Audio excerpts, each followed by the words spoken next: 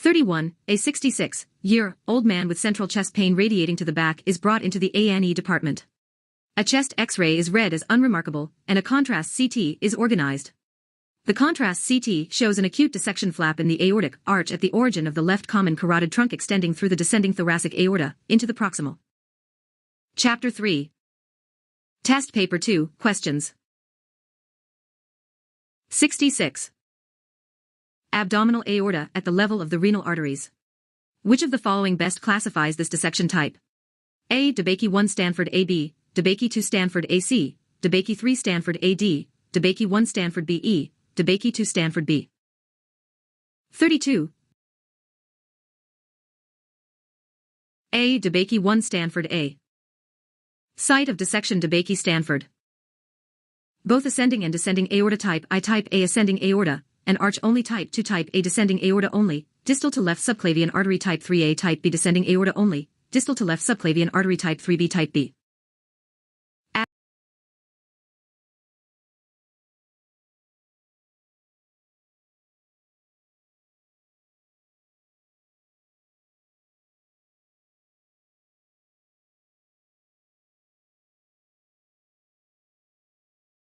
Adam A. ETAL Granger and Allison's Diagnostic Radiology, a textbook of medical imaging, 5th ed.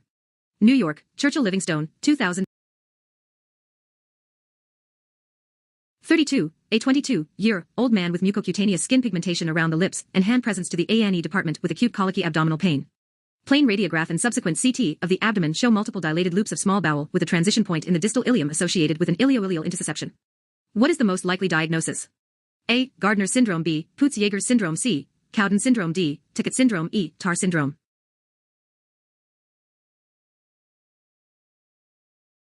2008:557. 32. B. Peutz-Jeghers syndrome. Peutz-Jeghers syndrome is a disorder characterized by mucocutaneous pigmentation and gastrointestinal harmatomos.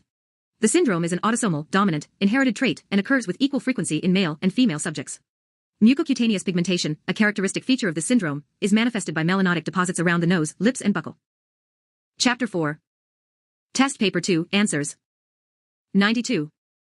Mucosa hands and feet. Peutz-Jeghers polyps can be found from the stomach to the rectum, and are most common in the small intestine, particularly the jejunum and ileum. Cho G, ETAL Peutz-Jeghers syndrome, and the Harmadomatus polyposis syndromes, radiologic pathologic correlation.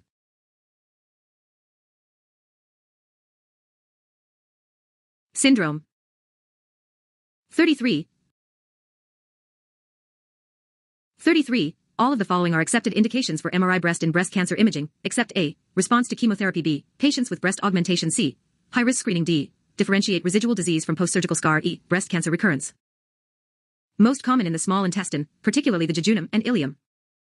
Cho G, ETAL Peutz-Jeghers syndrome, and the Harmadomatus polyposis syndromes, radiologic pathologic correlation. Radiographics. 1997, 17:78591. 33. D. Differentiate residual disease from post-surgical scar MRI of the breast has evolved into an important adjunctive tool with multiple indications in breast imaging, as recommended by U.S. and European guidelines. Breast MRI is currently the most sensitive detection technique for breast cancer diagnosis. The indications are staging before treatment planning, screening of high-risk women, evaluation of response to neoadjuvant chemotherapy, patients with breast augmentation or reconstruction, occult primary breast cancer recurrence, identifying residual tumor and positive surgical margins and characterization of equivocal findings. Differentiating early post-operative scarring from residual breast tumor is not possible because of similar enhancement characteristics of post-surgical scarring.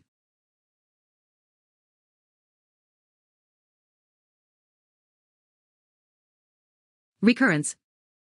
34. A 66-year-old woman presents with back pain that radiates down the left anterior thigh towards the medial aspect of the knee.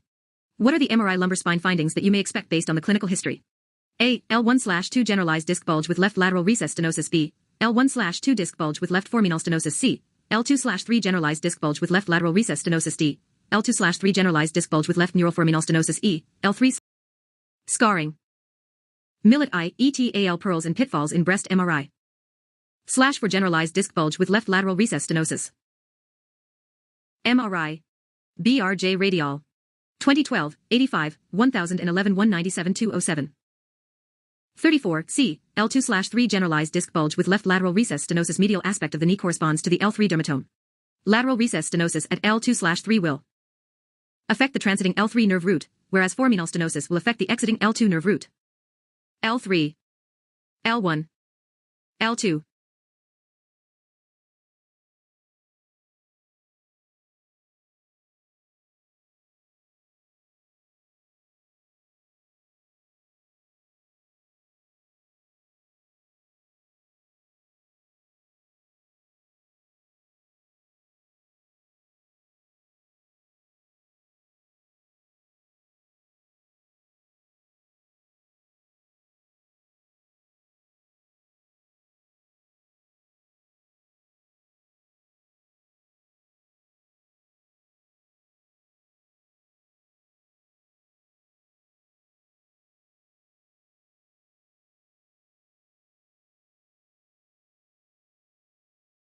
L2.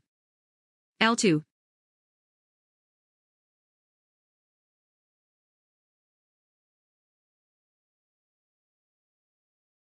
L2.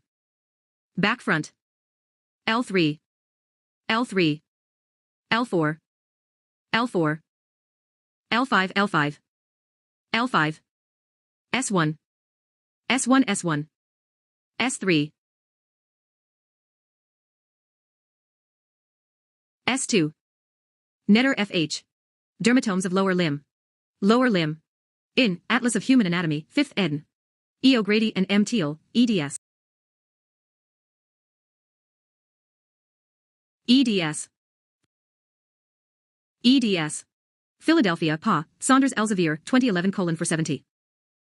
35. A CT abdomen done on a 38-year-old woman with pancreatitis incidentally shows the presence of split cord syndrome with a central bony bridge in the vertebra. A horseshoe kidney is evident. All of the following are other well-described associations seen in patients with diastematomyelia, except A. Thickened phylum B, clubfoot C, cord tethering D, Chiari malformation E, congenital dislocation of hips. 470. 35. E. Congenital dislocation of hip split cord malformations, SCMs, are relatively rare forms of occult spinal dysraphism and tethered spinal cord syndrome. SCMs are of two types. Type I consists of two hemichords, each contained within its own dural sheath and separated by a median bony spur, and type 2 consists of two hemichords housed in a single dural tube separated by a fibrous median septum. Chapter 4. Test.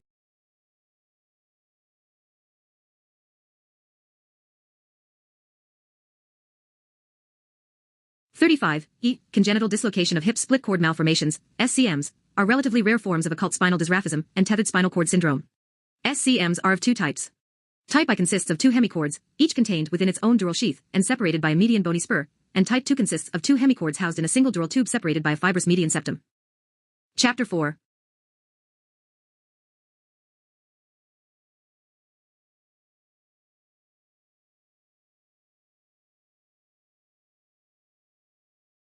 There are recognized associations with myelomeningocele, Chiari malformation, tethering of cord, hypertrichosis, nevus, lipoma, dimple or hemangioma overlying the spine, clubfoot 50%, muscle wasting and progressive scoliosis. Borkar S.A., Mahapatra A.K. Split cord malformations, A 2 years hips. 36. Which of the following is false? A. Posterior esophageal impression and normal trachea right aortic arch with aberrant left subclavian artery B. Normal trachea and anterior esophageal indentation aberrant right subclavian artery. C. Posterior tracheal and anterior esophageal indentation pulmonary artery sling. Chapter 3. Test paper 2, questions.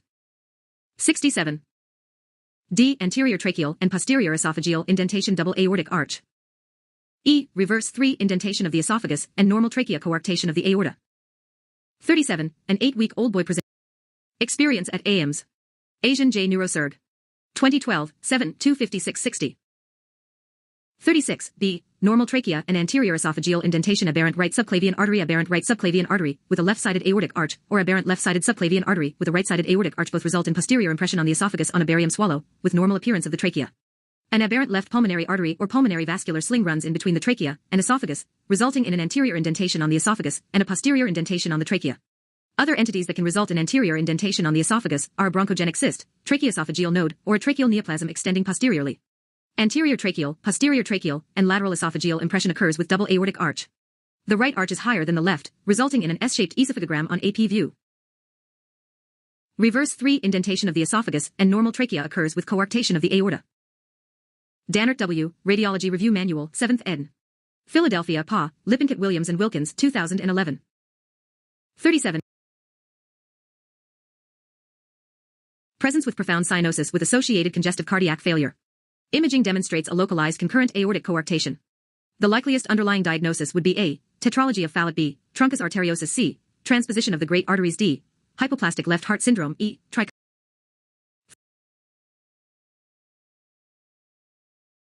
Tricuspid atresia. 37. D. Hypoplastic left heart syndrome. Hypoplastic left heart syndrome presents with early onset, days, of cyanosis and heart failure, leading to collapse and death in a few weeks of life. Associated cardiac malformations include pre- and postductal coarctation of the aorta, PDA, VSD, patent foramen ovale, and so on. Truncus arteriosus presents with minimal cyanosis in newborn infants. Signs of heart failure are usually absent. Heart failure is evident in older infants.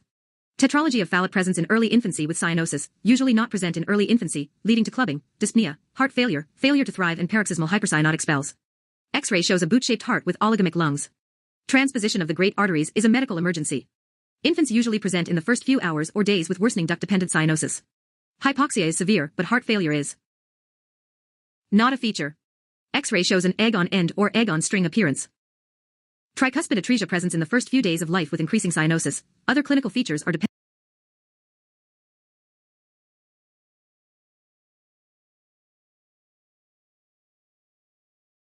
dependent on associated PDA or VSD. Bardo-DM, ETAL hypoplastic left heart syndrome. Radiographics. 2001, 21, 370517. Tasker RC, ETAL Oxford Handbook of Pediatrics. Oxford, Oxford University Press, 2008. 38. D. Atresia. 38. All the following are useful features for differentiating true lumen from false lumen, except A. In case of lumen wrapping, the inner lumen is true. B. Beak sign indicates a false lumen. C. A false lumen is often larger than a true lumen. D. A cobweb sign demarcates the true lumen. E. Intimal calcification surrounds. D. A cobweb sign demarcates the true lumen. The beak sign and a larger cross-sectional area were the most useful indicators of the false lumen for both acute and chronic dissections. Features generally indicative of the true lumen included outer wall calcification and eccentric flap calcification. In cases showing one lumen wrapping around the other lumen in the aortic arch, the inner lumen was invariably the true lumen. Outer wall calcification always indicated the true lumen on scans of acute dissections. False lumen thrombus was significantly more frequent in chronic dissections than acute dissections. Cobwebs are specific for the false lumen but are only rarely observed. Lepagema. Aortic dissection, CT features that distinguish true lumen from false lumen. AJR AMJ Rentgenol. 2001,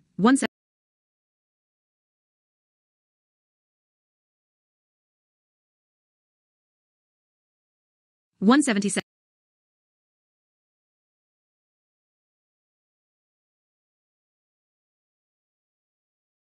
Surrounds the true lumen. 39. Contrast-enhanced CT performed on a 52-year-old man showed a hypodense liver with low attenuation rim around the portal tracts. The following differential diagnoses are recognized causes of periportal haloci, except A. Blunt trauma to the liver, B. Hepatitis C, congestive heart disease, D. Obesity, E. Cardiac tamponade. 40. All of the are specific for the false lumen but are only rarely observed. Lepagema. Aortic dissection, CT features that distinguish true lumen from false lumen. AJR AMJ Rentgenol. 2001, 177, 120711. 39. D. Obesity periportal halos are defined as circumferential zones of decreased attenuation identified around the peripheral or subsegmental portal venous branches on contrast-enhanced CT. These halos probably represent fluid or dilated lymphatics in the loose areolar zone around the portal triad. Chapter 4. Test Paper 2, Answers. 94. Structures. While this CT finding is nonspecific, it is abnormal and should prompt close scrutiny of the liver in search of an underlying etiology. Periportal halos, which may be due to blood, are commonly seen in patients with liver trauma. Periportal edema may cause this sign in patients with congestive heart failure and secondary liver congestion, hepatitis, or enlarged lymph nodes and tumors in the porta hepatis, which obstruct lymphatic drainage. This CT sign has also been observed in liver transplants, probably secondary to disruption and engorgement of lymphatic channels, and in recipients of bone marrow transplants, who might develop liver edema from microvenous occlusive disease. Although the precise pathophysiologic basis of periportal tracking has not been proven, it represents a potentially important CT sign of occult liver disease. Lawson TL, ETAL periportal halo, a CT sign of liver disease. Abdominal imaging. 1993, 18, 142-6. 40. A. Supine position. There are several prerequisites for maximizing the sensitivity and specificity of breast MRI, including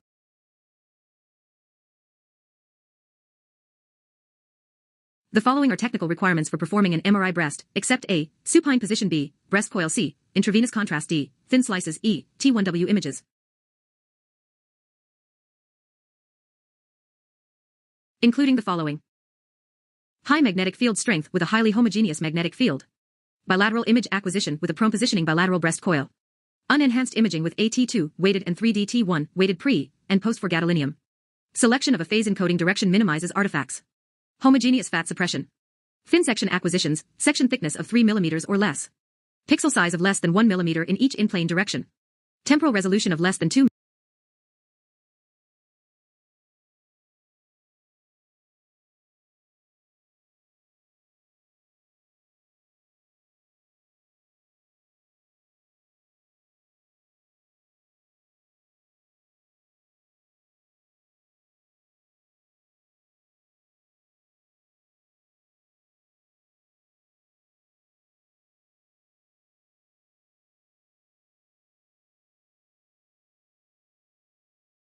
2 minutes for imaging of both breasts.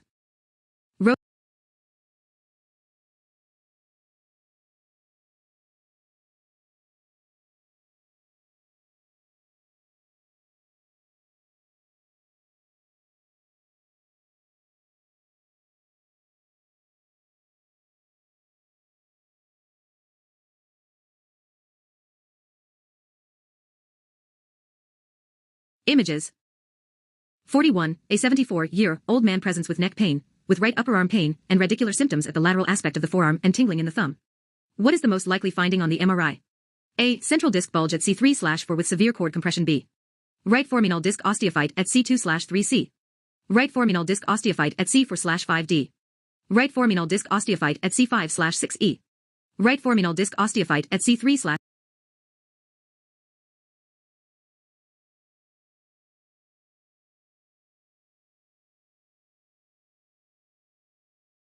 Roche Dr. Hendrik Re.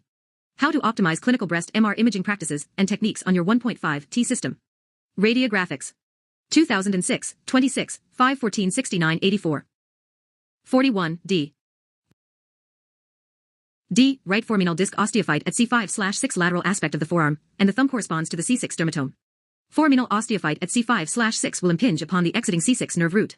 CF foraminal osteophyte at a thoracic or lumbar level, e.g., T4/5 or L4/5, which will impinge upon the exiting T4 or L4 nerve roots, subject to the discrepancy between number of cervical vertebra and cervical roots. Note that the exiting root at C7/T1 is C8. Front back. T3. T2. T1. C4. C5. C6. C8 C7. T3. T1. T2 C4. C5. C8. C6. C7. Chapter 4. 4. Test paper 2, answers. 95. Netter F.H. Dermatomes of upper limb. Upper limb. In, Atlas of Human Anatomy. 5th ed. /4. 42. A 35-year-old man involved in a major RTA undergoes a lateral view of the cervical spine in the rissus on arrival. All of the following are features associated with atlanto-occipital dislocation, except A. Soft tissue swelling anterior to C2 by greater than 10 mm. B. Bayesian Dens interval greater than 12 mm. C. Odds ratio greater than 1. D. X-ray can often be normal. E. Incongruity of articulation. Ed. E. O'Grady and M. Teal, eds. Philadelphia, Pa. Saunders Elsevier, 2011:401. 42. D. X-ray can often be normal. Atlanto-occipital dislocation shows the following on lateral radiograph of the cervical spine. Greater than 10 mm soft tissue swelling anterior to C2, with pathological convexity, 80%, Bayesian Dens interval of greater than 12 mm. Odds ratio, distance between the Bayesian and the posterior arch of the atlas divided by episthion and anterior arch of atlas, greater than 1. And Bayesian posterior axial line interval greater than 12 mm anterior / 4 mm posterior to axial line. Direct signs include loss of congruity of articular surfaces of atlas and occipital condyle. Normal X-ray in the presence of atlanto-occipital dislocation is rare.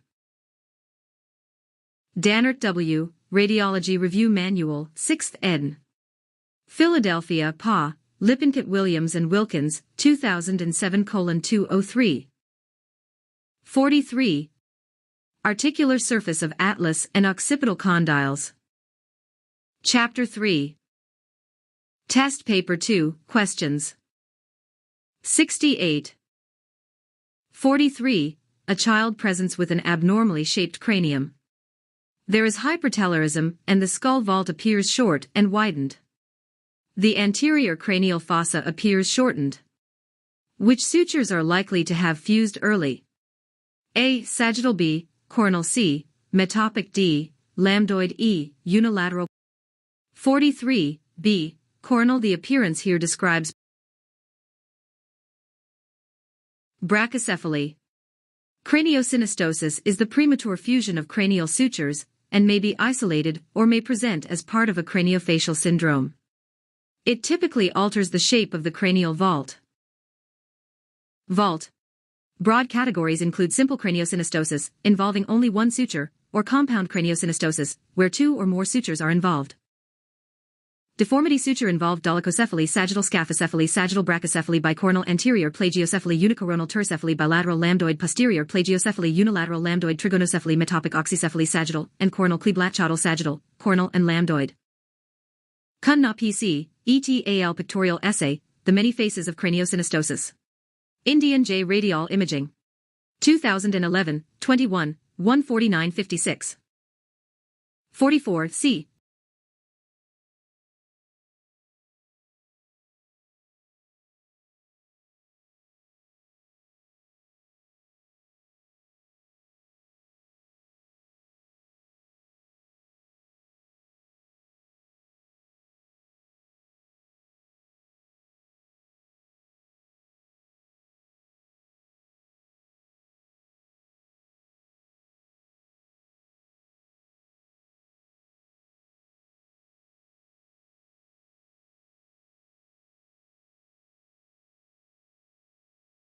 C. String of beads. Appearance of the retinal artery, fibromuscular, unilateral coronal and lambdoid. 44. A 37-year-old woman with newly diagnosed hypertension undergoes an MRA, which shows